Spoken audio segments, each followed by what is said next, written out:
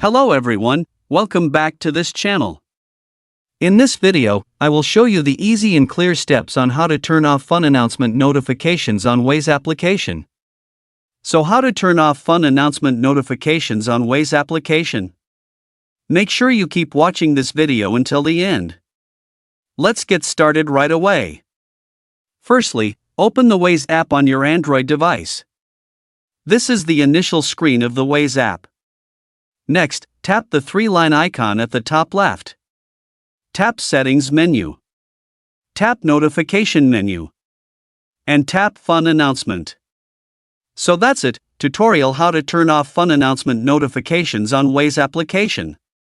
Thank you for watching. I hope this video was helpful. See you in the next video.